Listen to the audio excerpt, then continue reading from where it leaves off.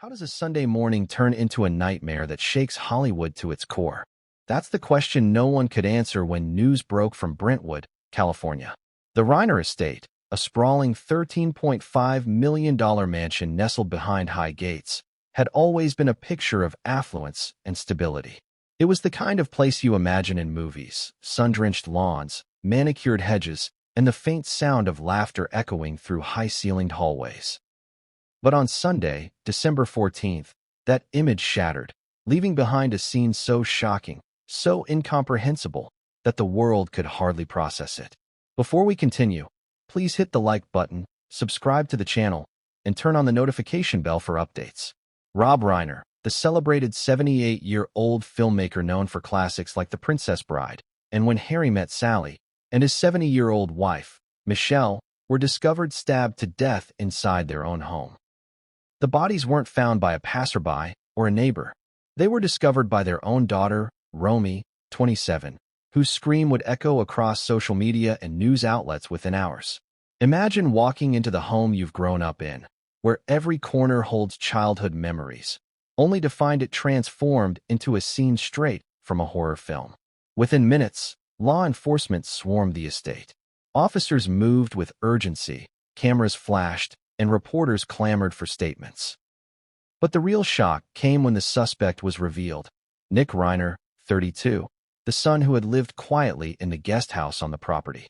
The very same son the public had seen in photos, smiling at premieres and family gatherings, was now the prime suspect in a double homicide that had everyone asking the same question: how could this happen? The details were as horrifying as they were precise. Rob and Michelle didn't die in a moment of panic or a struggle gone wrong. The cause of death was multiple sharp force injuries, and law enforcement officially ruled the manner of death as homicide. Yet even amid the sterile language of official reports, the underlying horror seeped through. This wasn't a random act of violence. This wasn't a crime of opportunity. This was personal. This was intimate. From the outside, the Reiners appeared to be a family that had it all: fame, wealth, influence, and the kind of Hollywood legacy that seems untouchable. But beneath the polished surface lay cracks, tensions that no one outside the walls could see. How long had the family known that something was wrong? Were there warning signs that went unnoticed? And most importantly, what drove Nick to commit an act so extreme that it would not only end his parents' lives, but also alter the course of his own forever? In the hours following the discovery, Romy's role became central. She was not only the one who found the bodies, but also the first to hint to authorities that a dangerous family member might be involved. Her initial statements to police described fear and shock, yet beneath the trauma was a clarity that the authorities couldn't ignore. Romy didn't speak in hypotheticals. She didn't hedge her words. There was someone she believed should be considered a suspect, and from the way she described events, it was clear she was referring to someone inside the family. The police didn't wait long. They moved quickly to arrest Nick Reiner, a man whose life had until then seemed ordinary, contained, and separate from the celebrity glare that hovered over his parents. The arrest, swift and decisive, added another layer to a story that was already gripping the public imagination. How does a family go from Sunday brunch to a headline that reads, "Nick Reiner arrested in parents' death"? The mind reels at the contradictions. Love and betrayal, normalcy and chaos, fame and infamy. The media frenzy was immediate. News outlets flooded their broadcasts with footage of the mansion, paparazzi photos of Nick in handcuffs, and background stories about the family. Social media erupted. Friends, colleagues, and fans speculated about motives, past conflicts, and potential secrets that may have remained hidden for decades. Every post, every tweet, every news clip added fuel to a fire that had already been ignited in the Reiner household. Yet amid all the coverage, one element stood out: Nick's reaction. In the hours following his arrest, whispers of a breakdown began to surface. Reports described a young man, distraught and confused, grappling with a reality so intense it was almost impossible to comprehend. The public saw photographs of him, shoulders slumped, eyes vacant, and wondered, how does one process being accused of something so irreversible, so devastating, so horrifying?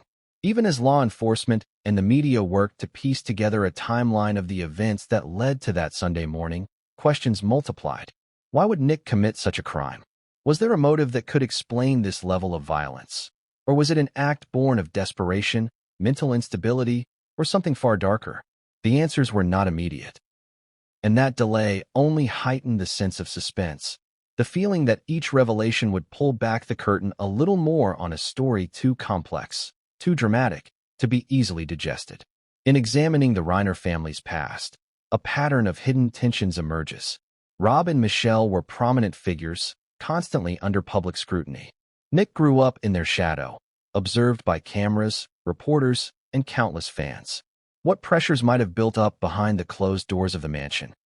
Were there long-standing disagreements, suppressed anger, or emotional strain that the public never saw?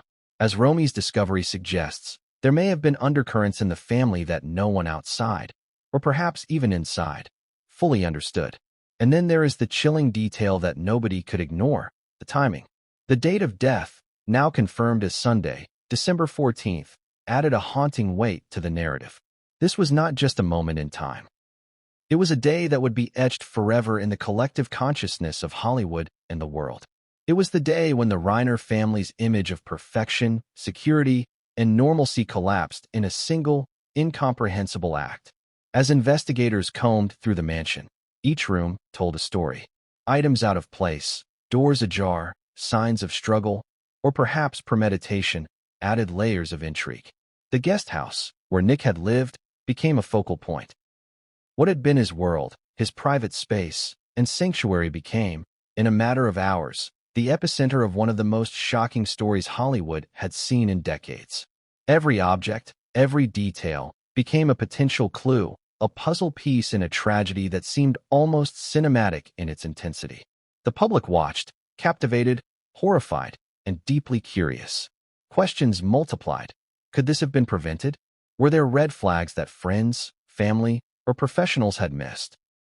What does this mean for the legacy of Rob Reiner, whose life and career have been celebrated for decades? And perhaps most pressing, what comes next for a family left to process unspeakable loss and a betrayal that no one could have predicted?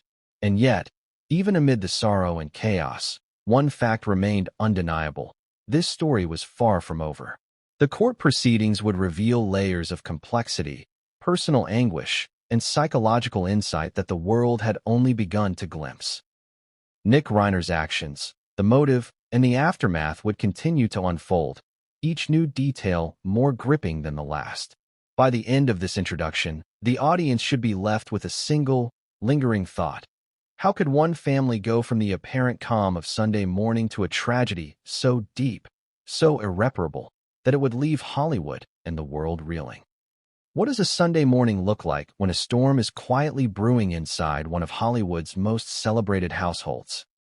Imagine sunlight spilling across polished floors, the faint scent of coffee in the air, the calm rhythm of a home that, to outsiders, seems serene, even idyllic. But that morning, in the Reiner estate, appearances were a lie. The day would begin like any other, with ordinary routines masking extraordinary chaos that no one could yet see. Rob Reiner had always been an early riser. At 78, he favored quiet mornings, reading the news on his tablet, sipping his black coffee in a corner of the expansive kitchen that overlooked the manicured gardens. He moved slowly but with a deliberate calm that came from decades of success, fame, and the careful construction of a public persona that exuded charm, wit, and control. Michelle, his wife of decades, was equally disciplined in her routines. She enjoyed her early walks around the property, greeting the staff, attending to small projects around the house, and ensuring that the home retained the elegance and order that the Reiner name suggested. But behind the polite smiles and measured habits, tension simmered. Nick Reiner, their 32-year-old son, lived in the guest house on the property. From the outside, it looked like a simple, self-contained dwelling, designed for comfort and privacy. To outsiders, it seemed perfect. A son living independently while remaining close to family.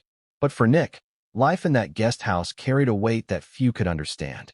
He was a man shaped by the shadow of fame, the pressure of expectation, and the silent judgments that accompany growing up in a household constantly under the public eye. On that morning, Nick moved through his space in quiet isolation. Perhaps he played music softly, or perhaps he didn't.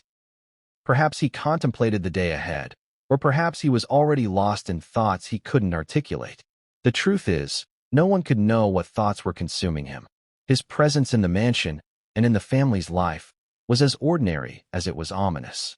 He ate breakfast, tidied his room, and interacted minimally with the household staff who had always described him as polite but reserved. The rest of the family, unaware of the storm gathering mere steps away, engaged in ordinary Sunday activities. Rob went over scripts, emails, and phone calls, as was his habit. Michelle attended to appointments and planned the day with her usual meticulousness. Romy, their daughter, was preparing for a quiet morning of reading and journaling, unaware that the day would soon catapult her into a nightmare. Yet even in this ordinary rhythm, small signs went unnoticed. Perhaps doors were left slightly ajar. Perhaps voices rose in hushed arguments the staff would later recall. Perhaps there were minor irritations, tiny sparks that in hindsight would hint at the impending calamity. But in the moment, everything seemed normal. Everything seemed mundane. Everything seemed safe. The hours passed slowly, and as the sun climbed higher, the household maintained a veneer of normalcy. The staff prepared meals, pets wandered lazily through the estate, and the garden bloomed under the California sky. For any casual observer, this would have been a picture of peace, a family at ease in their environment. Yet behind closed doors, tension lingered like a silent predator. Nick's relationship with his parents had always been complex. Publicly, the Reiners were a picture of family unity. Holidays documented in photos, family outings captured in carefully staged social media posts, appearances at premieres that suggested closeness and mutual respect. Privately, however, the dynamics were far more complicated. Reports later suggested long-standing conflicts, disagreements over independence, lifestyle, and expectations. Nick's demeanor had shifted over the years, becoming more isolated, more withdrawn, and, in ways few understood, more volatile. What pressures had built up to this point? The world would never fully know. But what is clear is that beneath the polished surface of the Reiner estate, emotions were straining under unseen weight. Anger, frustration, resentment, and perhaps despair coexisted with love, nostalgia, and loyalty. The paradox of this environment is precisely what makes the tragedy that followed so gripping. How does a family teeter on the edge of normalcy and chaos without realizing it? How can the very people who raised you, nurtured you, and shaped your life become victims of a violence that seems incomprehensible? As the morning unfolded, the household staff moved through their duties, blissfully unaware that the calm would soon vanish. Cleaning routines continued, phone calls were answered, errands were planned. In the guest house, Nick maintained a quiet solitude, a stark contrast to the activity of the main house. It's tempting to think of these hours as meaningless, but in fact, they were crucial. Each ordinary action, each unremarkable decision, added a layer of suspense, a build-up to the extraordinary act that would shatter lives within hours. The morning also offered subtle contradictions. Nick appeared composed, even detached at times. He engaged with the world minimally, yet those who observed him noted a tension in his shoulders, a distant look in his eyes, and moments of agitation that seemed disproportionate to the events of a normal Sunday. Meanwhile, Rob and Michelle maintained their routine with practiced grace, yet small frictions surfaced, disagreements over schedules, subtle critiques, and hints of frustration in private conversations that, in hindsight, appear significant. And then there was Romy, the daughter whose life would be irrevocably changed in the next few hours. She moved through her morning unaware, engaged in her usual activities. She noticed nothing unusual, nothing alarming. And yet, as she would later recount, there was a subtle energy in the house, an undercurrent that, if she had been attuned to it, might have hinted at the chaos to come. By late morning, the tension had escalated quietly, almost imperceptibly. The family gathered briefly in shared spaces, exchanged pleasantries, and attempted to maintain the appearance of cohesion. But the storm had already gathered. What no one could have known was that the ordinary actions of that morning, the seemingly trivial decisions, the minor irritations, the hushed arguments, were all pieces of a puzzle that would culminate in tragedy. How did a home filled with love and legacy become the site of unimaginable horror? The answer lies not just in the actions that followed, but in the psychology of those involved, the hidden frictions that simmered beneath polite conversation, and the silent pressures of growing up in the shadow of fame. For Nick, the morning that began like any other was the calm before a storm he himself would unleash. For the rest of the family, it was the last hours of life that would forever be remembered as normal, peaceful, and tragically misleading. As the clock ticked toward noon, the narrative that would grip the world had already begun. Each decision, each glance, each whispered word in those hours contributed to a chain of events that no one could halt. It was a tapestry of ordinary moments stitched together with unseen tension, a tension that would erupt violently before the day ended. And then, as the family moved into the afternoon, a moment of ordinary life set the stage for extraordinary disaster. Perhaps a misplaced object. Perhaps a door left open. Perhaps a minor dispute escalated quietly, ignored by those who should have noticed. The seeds of tragedy had already been planted, hidden in plain sight. In hindsight, the morning of December 14th was filled with signs, contradictions, and subtle warnings. But at the time, everything seemed normal, mundane, predictable. That is what makes the descent into horror so shocking. The ordinary masking the extraordinary, the calm preceding chaos. By the time Romy would step into the hallway, sensing that something was wrong, the world had already shifted. The ordinary morning was over. The stage was set, and the events that would follow would redefine the Reiner family forever. But what happened in those last moments before the discovery? What ordinary acts had extraordinary intent? And how did a morning filled with routine transform into a nightmare that no one could escape? The answers would not come easily, and what was revealed next would shock everyone, and no one saw it coming. What goes through your mind when you walk into a house you've grown up in, expecting nothing more than a normal Sunday, and instead find a scene that will haunt you for the rest of your life?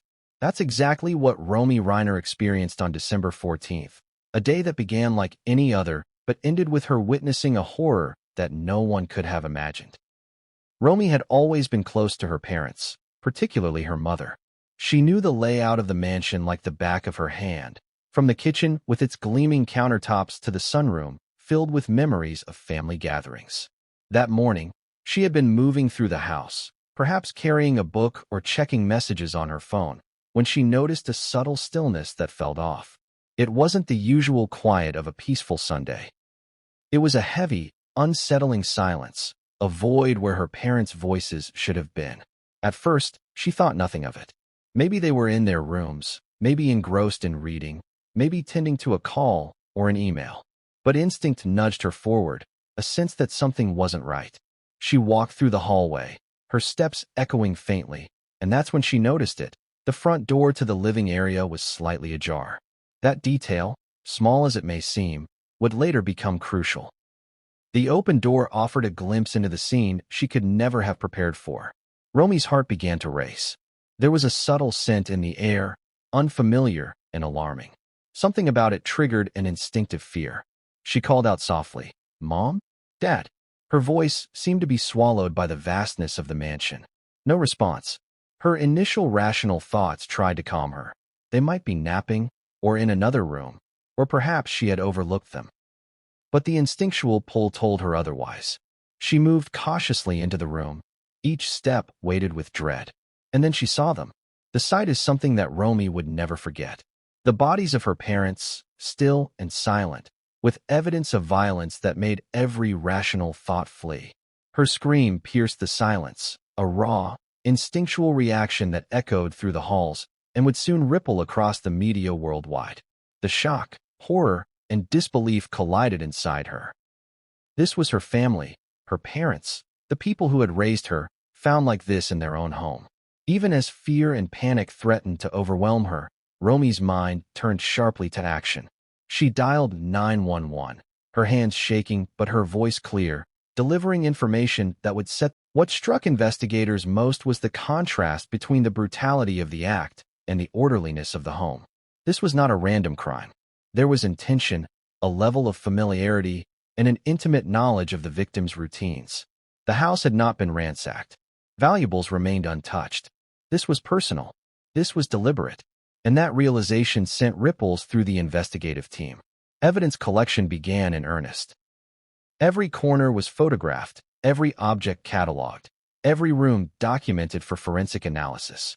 Officers noted the position of furniture, the orientation of doors, and subtle signs that indicated movement and struggle. Items that seemed insignificant, a chair slightly out of place, a rug folded oddly, a personal belonging displaced, became critical clues. Each of these elements contributed to reconstructing the sequence of events leading up to the tragedy. The guest house, where Nick Reiner had lived, was scrutinized next. Here, investigators found signs of preparation and activity that suggested the perpetrator had operated with forethought. Objects were rearranged, and subtle marks hinted at the planning required to carry out the crime without immediate detection. The contrast between the guest house and the main house was stark. One space was lived in and ordinary, the other transformed into a crime scene charged with tension and unanswered questions. The forensic team also collected digital evidence. Devices, computers, and phones were carefully seized, as any communication or digital footprint could provide insight into the timeline and motives. Investigators considered everything: messages, searches, emails, and even calendar events that might shed light on the perpetrator's state of mind. The digital narrative would later become a crucial component of the investigation, linking behaviors, intentions, and potential premeditation. Even as the professionals worked, the psychological impact of the scene was undeniable. Officers later described the sense of intrusion, that the sanctity of home had been violated in the most intimate and personal way. This wasn't a public space or a location targeted for theft. This was a family's private world, shattered. And the perpetrator was someone who had known it intimately. But amidst the chaos, investigators found patterns. The arrangement of objects, the trajectory of injuries, and the distribution of evidence suggested a sequence, a plan, and a method. The science of crime scene analysis met the tragedy of human behavior, combining to reveal an uncomfortable truth. The attacker had acted with a knowledge and precision that only someone close could possess. As the day unfolded, investigators reconstructed the sequence of events. They considered entry points, estimated timelines, and analyzed behavioral patterns. Each discovery deepened the mystery while simultaneously pointing toward a single conclusion: the perpetrator was known to the family. It wasn't a stranger, and it wasn't an act of random violence. It was an intimate betrayal, one that tore through the fabric of the Reiner household. Even with all the evidence collected, questions remained. What had triggered the attack? Were there warning signs that had gone unnoticed? And most importantly, how could someone commit such an act against parents, against the people who had raised and nurtured them? These were questions that would haunt investigators, the public, and ultimately, the family itself. The meticulous documentation of the crime scene also highlighted the emotional contradictions present in the home. Small personal touches remained.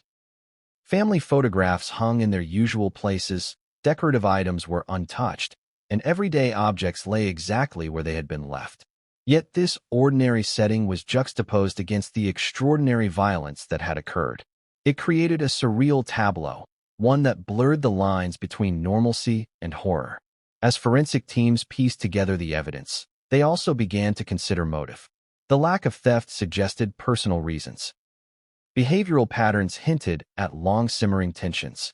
Yet nothing could fully explain the psychological state of the perpetrator, the factors that led to such extreme actions, or the precise moment when familial boundaries had been obliterated. And then came the crucial breakthrough. Small but significant forensic clues in the guest house and main house linked Nick Reiner directly to the crime. Traces of his presence, movements, and potential planning were corroborated with Romy's statements. Investigators realized that the chain of events was far more deliberate than initially imagined. Each minor observation, a misplaced item, a trace of blood, a digital footprint, converged to form a chilling portrait of premeditation. This revelation sent shockwaves through law enforcement and the broader public. The Reiner estate, which had long symbolized stability, success, and Hollywood prestige, was now the epicenter of one of the most intimate and disturbing crimes in recent memory. The combination of personal betrayal, precise violence, and the meticulous crime scene reconstruction created a story that was both horrifying and captivating. Yet, even with these insights, the full picture remained incomplete. While investigators understood the how, they were still unraveling the why. What motivated Nick Reiner to act with such deliberate violence? Were there psychological triggers, personal conflicts, or long-standing resentments that had reached a breaking point? And what other evidence might emerge to illuminate the final moments leading up to the tragedy? As the day turned into night, the crime scene remained a focal point of investigation. Every corner of the Reiner estate had been examined, every detail scrutinized, yet each new observation seemed to raise as many questions as it answered. Investigators, the media, and the public were left with a profound sense of unease. How could a home, a family, and a life so seemingly ordinary conceal such darkness? And just when the team thought they had pieced together the majority of the puzzle, a new detail emerged, subtle, almost overlooked, but significant enough to alter the trajectory of the investigation entirely. What was it? A trace of evidence, a hidden item, or a behavioral clue that shifted suspicion into certainty? And how would this discovery change the course of the case, the narrative of the family, and the understanding of what had truly happened that Sunday? The answers would shock everyone involved and set the stage for an arrest that no one could have ignored. How do law enforcement officers navigate a crime so intimate, so shocking, that it challenges every assumption about family, loyalty, and human behavior? That's exactly the challenge facing the police when they arrived at the Reiner estate after Romy's frantic 911 call. From the very first moment, the investigation would be a delicate balancing act, collecting evidence, preserving the scene, supporting a traumatized witness, and, most crucially, identifying the perpetrator within a family that had once seemed untouchable. The first officers on the scene were struck by the gravity of what they encountered. The mansion, with its grand hallways and polished floors, held the unmistakable aura of horror. It was quiet, save for the low hum of forensic equipment and the occasional murmured exchange among officers. Every step was deliberate, every movement calculated to avoid disturbing evidence. They were trained for such moments. Yet the reality of a double homicide within a prominent household tested even the most experienced investigators. Romy became the linchpin of the investigation. Her eyewitness account, while emotionally charged, provided the officers with a roadmap to begin understanding the events. She described her morning in painstaking detail, the quiet before discovery, the subtle signs of disturbance, the moment she first sensed that something was wrong. Every statement was corroborated with observable evidence in the house, from the slightly ajar doors to the positioning of personal belongings. Romy's clarity and composure, even in the midst of overwhelming trauma, impressed investigators and provided a foundation for the case. From the onset, police understood that the perpetrator had intimate knowledge of the household. The lack of forced entry, the precision of the attack, and the selective nature of the violence suggested someone with access and familiarity. This insight immediately narrowed the focus. It wasn't a burglar. It wasn't a random intruder. It was someone close. Someone who knew the layout, routines, and vulnerabilities of the Reiner family. Detectives began a meticulous timeline reconstruction. They interviewed staff, neighbors, and any individual who had been near the estate in the hours leading up to the murders. The goal was to identify not only opportunity, but also motive. Questions abounded. Had there been recent arguments? Were there known tensions? Had anyone observed unusual behavior from Nick or other family members? Each answer was cross-referenced, analyzed, and scrutinized for inconsistencies. While Romy's account guided initial movements, forensic evidence began to paint a complementary picture. The police cataloged fingerprints, traced DNA, and physical evidence from both the main house and the guest house. Every piece was analyzed for connections between the victim and potential suspects. Investigators knew that the smallest oversight could compromise the case, especially in a situation involving a family member. Interviews with neighbors provided additional context. Many noted the apparent normalcy of the estate that morning, but a few recalled subtle anomalies. A vehicle leaving or arriving at unusual times, unusual sounds, or unexpected behavior from Nick. These testimonies, while minor individually, collectively contributed to a growing suspicion that the crime had been carefully orchestrated. The investigative team also analyzed digital footprints. Phones, tablets, and computers were seized from both the main residence and the guest house. Search histories, messages, and social media interactions were meticulously examined. Investigators looked for any communication that could reveal intent, premeditation, or motive. Were there disputes that escalated online? Threatening messages? Evidence of prior planning? Every detail mattered. During this process, the psychological dimension of the investigation became apparent. Officers and detectives began considering the dynamics of the family itself. What relationships had shifted over time? Were there conflicts hidden from public view? Did Nick display behavioral patterns suggesting volatility or instability? Profilers were brought in to help interpret these subtleties, aiming to predict behavior and identify potential triggers that might explain the extreme violence. The investigation also had to navigate media scrutiny. News outlets, eager for details, flooded the public with speculation. Police had to balance transparency with discretion, ensuring that information released did not compromise the ongoing inquiry. At the same time, they faced the challenge of maintaining the integrity of Romy as a witness, protecting her from the glare of public attention while acknowledging her crucial role in the case. As the hours passed, the evidence increasingly pointed toward Nick Reiner. Subtle clues, physical, behavioral, and digital, began to converge. Officers noted patterns. Movement within the estate consistent with Romy's timeline, digital activity indicating presence and potential planning, and forensic evidence linking him to both the main house and the guest house. While circumstantial at first, the accumulation of data created a compelling narrative. One particularly striking observation emerged from the forensic team. Evidence suggested a controlled execution of the attack. The pattern of injuries, the absence of random destruction, and the lack of forced entry indicated premeditation. The perpetrator had acted deliberately, with knowledge of both the physical space and the victim's routines. It was a precision that could only come from someone intimately familiar with the household. In tandem with these findings, detectives examined Nick's past. They reviewed school records, employment history, and any previous interactions with law enforcement. Interviews with friends and acquaintances painted a complex portrait, polite and reserved at times, but capable of intense mood swings and private struggles. Investigators wondered if long-standing family tensions, combined with personal challenges, had contributed to the breakdown that led to the murders. As the investigation deepened, a pivotal moment arrived. The police had gathered enough evidence to move toward an arrest. Coordinated action was taken to ensure safety and preserve the integrity of the scene. Nick Reiner was approached at the guest house.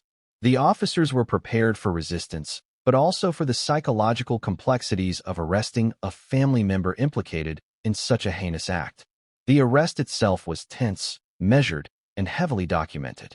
Nick's reaction, observed and recorded, revealed a mix of shock, fear, and, at times, detachment. He was read his rights, taken into custody, and transported for questioning. The precision with which the investigation had been conducted up to this point ensured that the arrest was swift, uncontested, and legally airtight. Following the arrest, investigators began piecing together the timeline of events with renewed clarity. Statements from Romy, staff, and digital evidence were cross-referenced with forensic findings. Each day brought new insights, but also new questions. What had prompted the exact timing of the attack? Were there unseen triggers or escalating tensions that culminated in this act of violence? And what had been Nick's state of mind in those final hours before the tragedy? Meanwhile, the media frenzy intensified. The story of a celebrity family rocked by a son's alleged actions dominated headlines.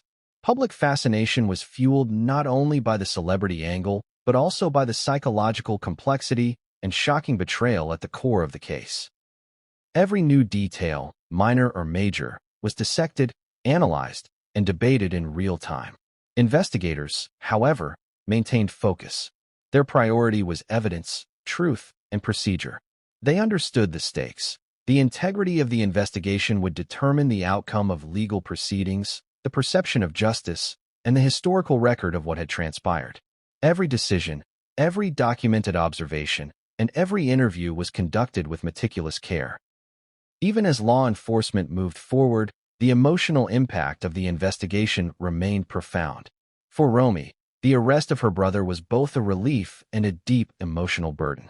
For the officers, the case represented one of the most complex and challenging familial homicides they had encountered. And for the world, the unfolding story blurred the lines between fame, family, and tragedy in a way that few could reconcile. And just when the initial investigation seemed to be solidifying, a new piece of evidence emerged, subtle, nearly overlooked, but powerful enough to reshape the case entirely. What did the investigators uncover next? How would this discovery deepen the understanding of Nick's actions and the family dynamics that had remained hidden for decades? And what would this mean for the next stages of the legal process, where every detail could be pivotal?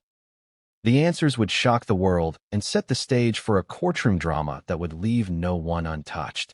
How does the law approach a situation when the suspect is not a stranger, but a son, a brother, someone whose life has been intertwined with the victims for decades? That question became painfully real on December 14th, as law enforcement prepared to take Nick Reiner into custody. The arrest would mark a turning point, not just in the investigation, but in the lives of everyone connected to the Reiner family. By the time the police were ready, every precaution had been taken. Officers knew the psychological complexity of the situation. Nick was familiar with the estate, with the routines, with every exit and hiding place. He was also in an emotionally fragile state, and the officers had to anticipate a range of reactions. They approached with measured calm, their movements deliberate to avoid escalating tension. Every step had been choreographed to minimize risk and ensure the integrity of the evidence. Nick, at 32, had lived in the guest house for years, a structure that was self-contained yet connected to the main mansion. The guest house, which had seemed like a sanctuary, now became a focal point for law enforcement. Inside, investigators found traces of activity that suggested his involvement. Subtle disturbances in the environment, minor displacements that linked him to the timing of the crime, and forensic evidence that corroborated witness statements. Each clue tightened the circle of suspicion. When officers entered, Nick was initially calm, almost detached. His demeanor was a mix of disbelief, fear, and resignation. Some observers would later describe it as the quiet of someone confronting the weight of inevitability. The realization that a life-altering event had reached a point of no return. The officers moved efficiently, reading him his rights and guiding him through the arrest procedure with precision. But even in this controlled environment, unpredictability lurked. Nick's emotional state fluctuated. There were moments of silence, moments of visible agitation, and moments that hinted at the psychological strain of facing consequences for actions that had destroyed his family. For the investigators, this behavior was both expected and critical to document. How he responded would later become part of the narrative, influencing courtroom perceptions, media coverage, and public understanding of the case. Outside, the estate was already abuzz with activity. Neighbors had caught wind of police presence, and reporters had begun to arrive, cameras trained on the mansion. Law enforcement had to carefully manage the perimeter to prevent interference, maintain privacy for the remaining family members, and ensure that the arrest proceeded without incident. The public scrutiny was intense, but the officers remained focused on procedure, evidence, and safety. Once Nick was secured, he was transported to a nearby precinct for initial questioning. Every step of this process was meticulously documented. Law enforcement understood the stakes. This was not only a high-profile case due to the celebrity status of the Reiners, but also a deeply personal case involving intimate betrayal. The integrity of the arrest, the handling of evidence, and the documentation of behavior were all critical to the legal proceedings that would follow. During the initial interrogation, investigators carefully navigated the psychological terrain. They asked questions aimed at establishing timelines, motives, and actions, while being mindful of Nick's legal rights. His responses were measured, often detached, yet occasionally punctuated by flashes of emotion, anger, confusion, or disbelief. These moments, while brief, provided insight into the mindset of someone facing the unimaginable reality of being accused of murdering his own parents. Meanwhile, Romy's role continued to be central. She had guided the authorities to the scene, provided critical observations, and confirmed key details. Now, her testimony would bridge the gap between physical evidence and the human element of the story. Her statements to the police underscored the seriousness of the case and helped establish. The media frenzy intensified with the news of the arrest. Headlines ran across television screens and social media feeds. Nick Reiner arrested in parent's death. Hollywood shocked by familial tragedy. Son of filmmaker implicated in double homicide.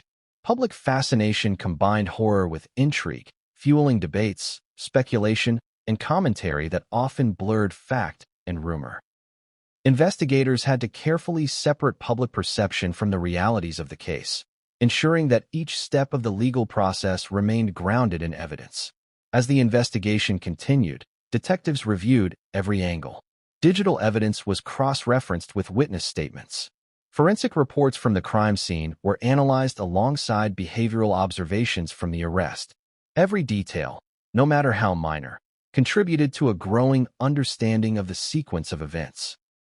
The goal was not only to secure a legal conviction, but to reconstruct the day in a way that made sense of a tragedy that had, at first glance, seemed incomprehensible. Psychologists and criminal profilers were consulted to provide insight into Nick's behavior. Why had he acted as he did? What personal, psychological, or emotional factors might have contributed to the violence? These analyses were critical for both understanding the event and preparing for the courtroom. They helped contextualize behavior that, on its face, seemed shocking and inexplicable. As Nick sat in custody, the reality of his situation began to unfold. He was facing charges of first-degree murder for both of his parents. The weight of the evidence against him was substantial. Forensic links, witness testimony, and the documented sequence of events all pointed toward his involvement. Yet, despite the overwhelming evidence, questions remained about the motive, the psychological triggers, and the precise circumstances that led to the tragedy. The arrest also had ripple effects on the remaining family members. Romy, devastated by grief and the realization that her brother was implicated, struggled with complex emotions. Friends and extended family were left grappling with disbelief, sorrow, and the public scrutiny that accompanied the case. The estate, once a symbol of wealth and stability, had become a focal point of trauma, investigation, and media attention. And then came the detail that would shock investigators and the public alike. During the initial processing of evidence in the guest house, police discovered a subtle but significant clue, something that linked Nick directly to the crime in a way that could not be dismissed. It was a detail that was easy to overlook, yet critical in solidifying the chain of events. What was it? A trace of blood, a digital footprint, or an overlooked object that confirmed premeditation? This discovery would shift the trajectory of the investigation, transforming suspicion into near certainty and setting the stage for the next phase. Courtroom proceedings that would captivate the world. The arrest was only the beginning. The story of what had truly happened in the Reiner estate that day, and why, was far from over. How do you process a tragedy that combines Hollywood fame, familial betrayal, and sheer, unthinkable violence? That was the question dominating the world as news of Nick Reiner's arrest spread like wildfire. Within hours, every major outlet, every social media platform, and every news ticker was filled with updates, speculation, and the kind of scrutiny that can turn private grief into public spectacle. The media descended on the Reiner estate in a way that was relentless and overwhelming. Helicopters circled above, capturing aerial shots of the sprawling property. Cameras were positioned at every gate, every driveway, every vantage point from which reporters could catch a glimpse of activity. News vans lined the streets, their satellite dishes stretching skyward, transmitting live footage to a global audience eager for every update. The estate, once a private sanctuary, had become a public theater. Television networks ran continuous coverage, highlighting the dual nature of the story. A beloved filmmaker and his wife, victims of a shocking act of violence, and the alleged perpetrator, their own son, taken into custody.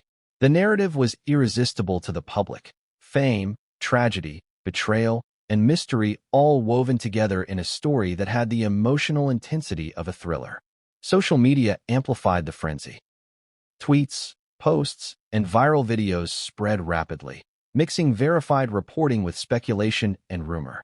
The hashtag Reiner estate became a trending topic within hours.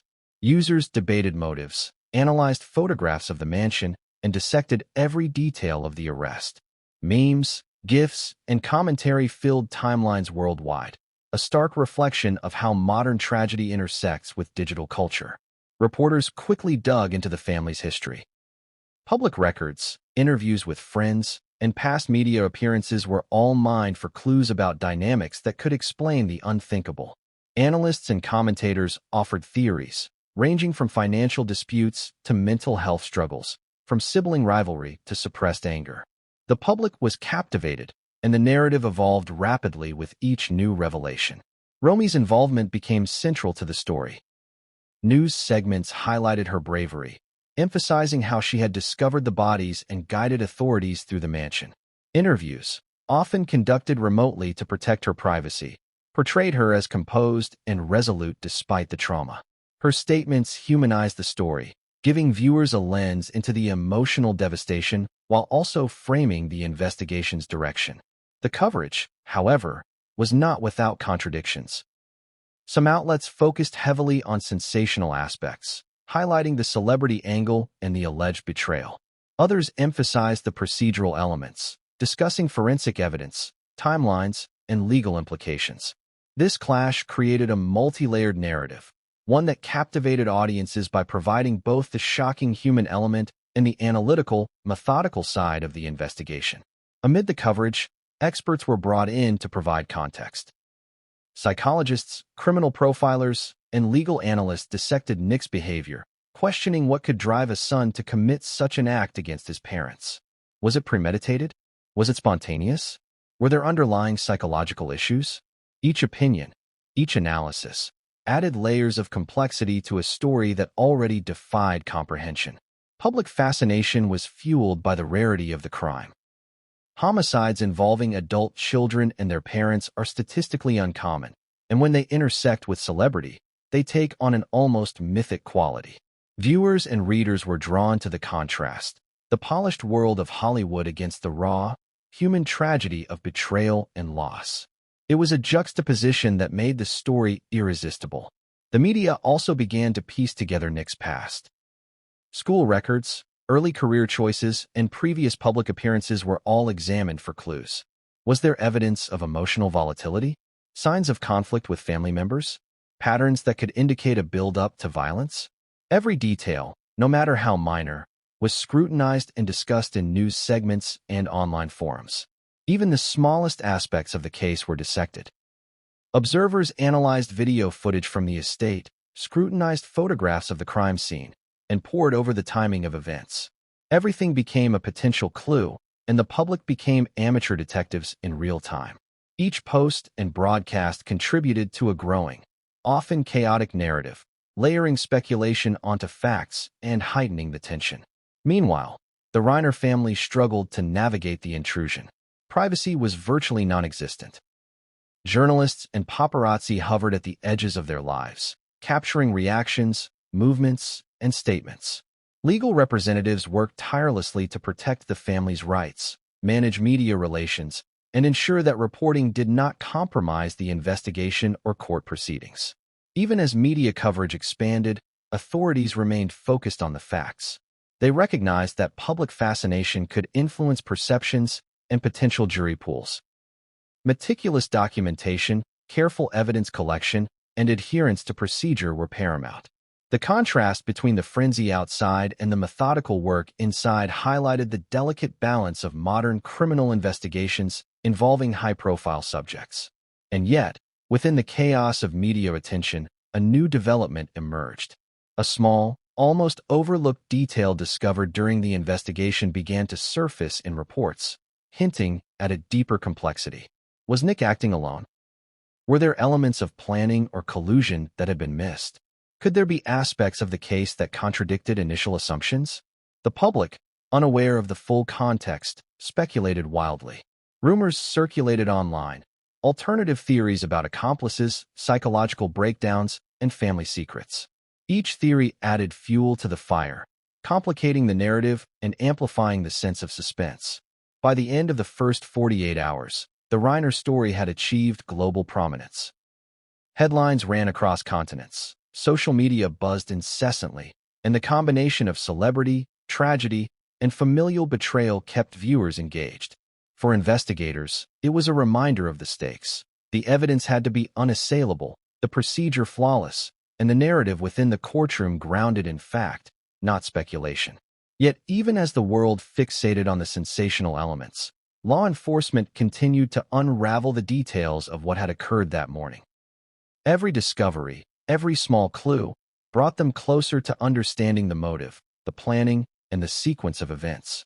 The media explosion, while intense, could not obscure the meticulous work being done behind the scenes. And then, just as the coverage reached its peak, a report emerged that would reignite public curiosity and shock. A witness statement, a forensic detail, or an overlooked element suggested that there was more to the story than anyone had yet realized. What was it?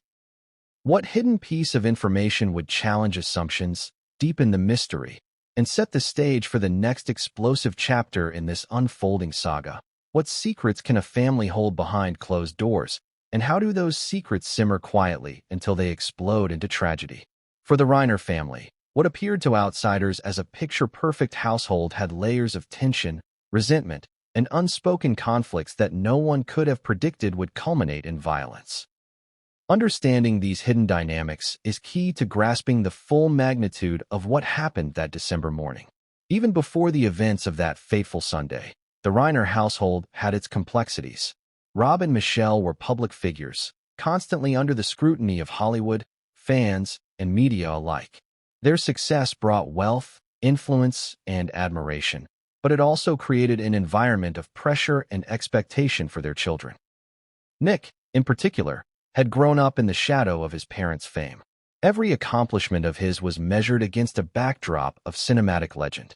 Every misstep carried the weight of public attention. Over time, these pressures quietly shaped his behavior, moods, and the way he related to his family. Within the mansion itself, small conflicts had long simmered beneath the surface. Observers later recounted subtle disagreements. Rob's perfectionism clashing with Nick's independence, Michelle's careful planning frustrating Nick's desire for autonomy, and Romy navigating a delicate balance between sibling loyalty and concern for her parents. To outsiders, these were minor tensions, the natural give and take of a household. But in reality, they were threads in a web that, over years, had grown taut and brittle. Nick's temperament added another layer. Friends and acquaintances described him as polite and reserved, but capable of intense introspection and occasional volatility. Those who spent time with him noted contradictions. He could be charming and engaging one moment, withdrawn and brooding the next. These fluctuations, combined with the high-pressure environment of his family life, created an undercurrent that few fully understood. Financial matters, too, had become a source of tension. While the Reiners were wealthy, the management of resources, gifts, and allowances had caused friction. Nick, in some accounts, had felt constrained by the rules and expectations placed upon him, while his parents may have believed they were providing guidance and stability. These misunderstandings, compounded over years, added to an emotional landscape ripe for conflict. Even daily routines became a subtle battleground. From scheduling disagreements to the division of household responsibilities, small irritations accrued. Perhaps a door left open, a misplaced item, or an overlooked message became symbols of deeper resentments. These seemingly trivial incidents were pieces of a larger pattern, invisible to outsiders but highly significant in the life of a family under constant pressure. Romy, who would later be central to the investigation, had her own perspective. She had observed these tensions firsthand, sometimes mediating disputes between her parents and her brother, other times bearing witness silently. Her position placed her in a delicate role. She loved both her parents and her brother, yet she also recognized the underlying strains that, over time, could escalate into something dangerous. Friends and extended family described occasions where disagreements escalated unexpectedly. What seemed minor at the time, a raised voice, a harsh word, a moment of silence, was, in retrospect, a warning sign. The house was filled with layers of unspoken emotions: anger, disappointment, frustration, and at times, fear. No one could predict that these tensions would one day erupt in tragedy. Psychologists consulted after the incident noted that family dynamics often play a significant role in crimes of this nature. Patterns of suppressed emotion, unresolved conflict, and uneven power dynamics can create a pressure cooker environment. When combined with individual temperament and external stressors, these factors can produce outcomes that are both shocking and, in hindsight, tragically predictable. The night before the murders, subtle indicators suggested that tensions were reaching a peak. Perhaps there were hushed arguments, slight irritations, or changes in routine that were unnoticed by casual observers. These small moments, invisible to the outside world, became part of the chain of events that led to the tragedy. The house, normally a place of order and comfort, had become a stage where emotional pressures collided in catastrophic ways. It is also important to consider the long-term impact of public scrutiny on the Reiner family. Living in a household where achievements are celebrated and mistakes are magnified can strain relationships over time. For Nick, growing up with a parent whose career was constantly in the spotlight may have fostered feelings of inadequacy, resentment, or frustration. These psychological pressures, compounded by familial disagreements, created a volatile emotional environment. The culmination of these tensions was not immediate, but the trajectory was clear in hindsight. Conflicts that were once minor and easily resolved had built upon one another, layering over years of unspoken grievances. The tragedy that followed was not a single moment of madness, but the inevitable eruption of accumulated strain. As investigators and psychologists examined the evidence, patterns emerged. Disputes over independence, perceived slights, and emotional neglect were recurring themes. These patterns, combined with Nick's temperament and external pressures, provided critical context for understanding the events that led to December 14th. Yet even with this understanding, questions remained. How had a household with so much love, so much shared history, and so much apparent stability become the setting for such violence? What triggers pushed Nick past the point of restraint? And what role did Romy play in noticing, interpreting, and eventually guiding authorities to the truth? The answers would begin to unfold in the courtroom, where each testimony, each piece of evidence, and each revelation would expose the raw, intricate, and often painful realities of a family torn apart. But before that, the immediate aftermath, the investigation, the arrest, and the media storm continued to build, exposing layers of complexity that few could have anticipated. And just as the tension within the family had silently escalated over years, the public and investigators were about to uncover that the roots of this tragedy ran deeper than anyone had imagined, revealing secrets and betrayals that would leave the world stunned. What happens when a crime so shocking reaches the courtroom, where the world watches every gesture, hears every word, and judges every reaction? The trial of Nick Reiner was more than a legal proceeding. It was a spectacle, a psychological battlefield, and a public reckoning all rolled into one. The courtroom became a stage where grief, betrayal, and the search for justice collided, leaving no observer untouched. From the moment proceedings began, the atmosphere was electric. Journalists filled the press gallery, their cameras and notepads poised for every detail. Court staff tried to maintain order, but the tension in the room was palpable.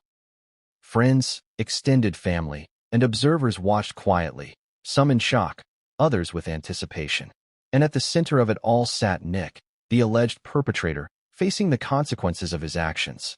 His posture, expression, and demeanor were scrutinized by professionals and the public alike.